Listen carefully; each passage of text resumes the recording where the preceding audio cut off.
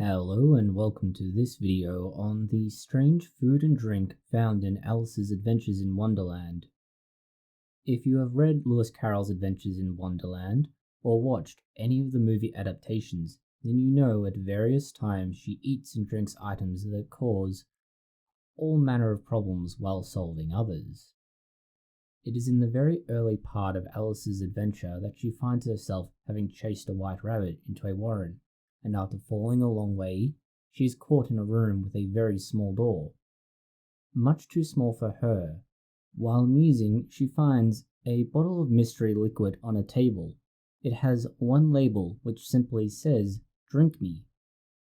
While uncertain, she drinks it and shrinks to fit through the door. What happened to Alice to turn her into a 25 centimeter high person who was perfectly scaled to match? As a rule, parts of the human body can shrink, but not others. Things like muscle can waste away and shrink. Fat can be metabolized and shrink. What does not shrink but does waste away to some extent is bone. This can deteriorate in osteoporosis, but it does not shrink, which is why it becomes weak.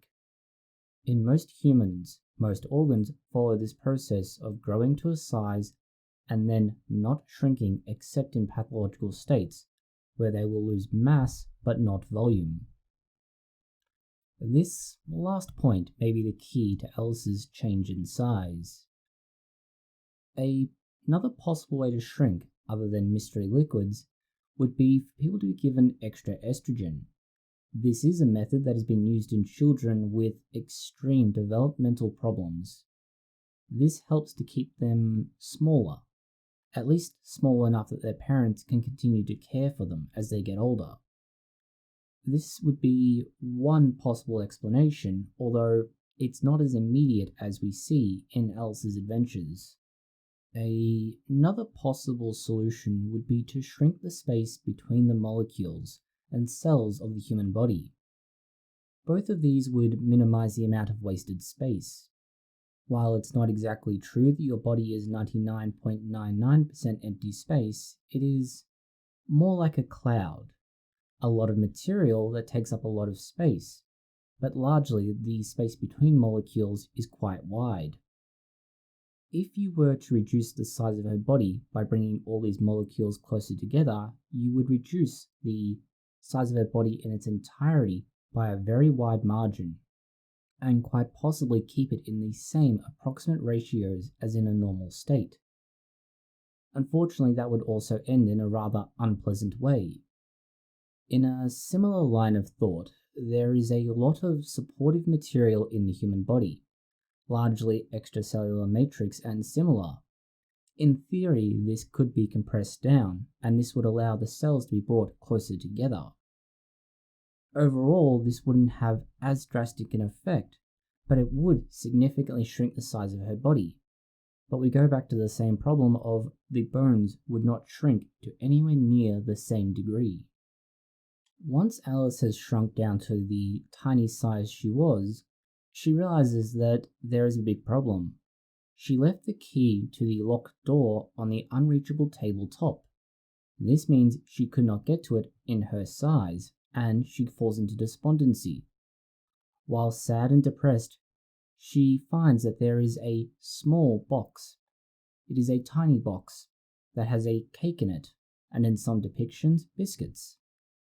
There is one small writing on there made out of currants. The words, "Eat me." On eating this, she grows to a very large height where her head can touch the roof. It is supposed to be said that in various versions of the story, the cake had the following ingredients: flour, sugar, a little bit of thyme, wishful thinking, but less appealing, fungus, worm fat, tongue of a blowfish, and 3 coins from a dead man's pocket. These items could more effectively explain what we're seeing. The question is, how did Alice grow so large after eating a small cake or cookie? Growth being exactly the opposite of Alice's shrinking in size, means we can't as easily explain it.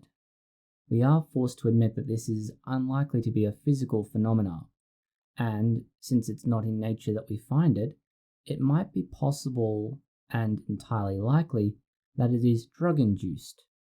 This would explain why Alice continues to function, but to experience such an unnatural state of being. The first and obvious example that could cause this is tetrodotoxin. This is also known as pufferfish poison. You'll note in those list of ingredients, there was the tongue of a blowfish.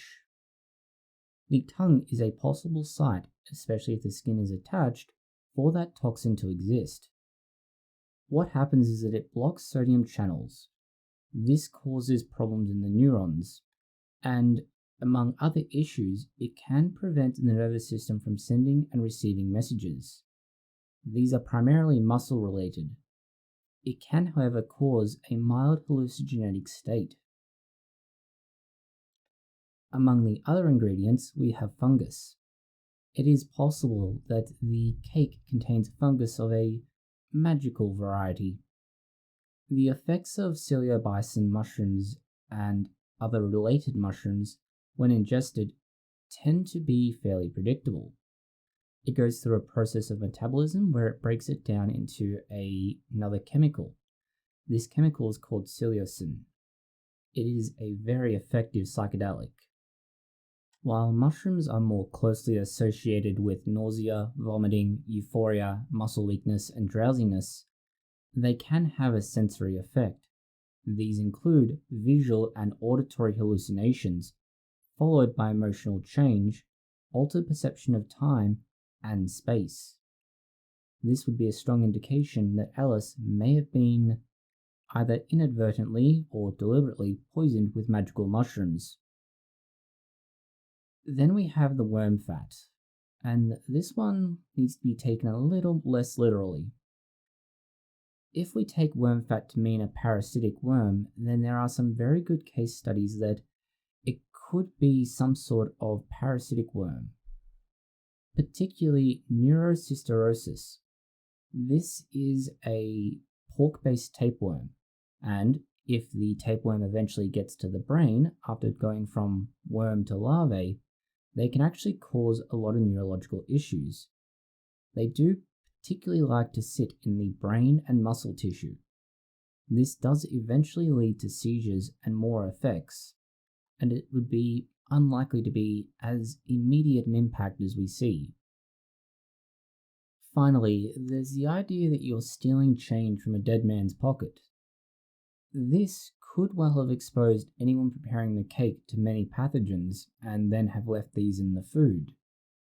Many of these pathogens can produce what are known as exotoxins, and this is particularly notable in the case of Staphylococcus aureus. An exotoxin can cause damage a variety of ways, but there are three main types. All of these are very potent and can cause a lot of damage. They are all nearly secreted, and they all can also be very similar to endotoxins. This means that they can be very effective and hit well above their weight. All of this could easily cause disruption to the normal state of homeostasis and cause hallucinations.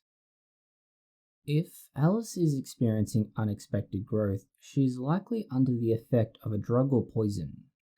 If she's shrinking, then she's fallen into another dimension or under the effects of an unexpected and likely long-term dose of hormones.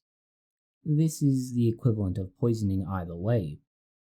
It would seem that Alice's unexpected changes in size are not as easily explained as we thought at first.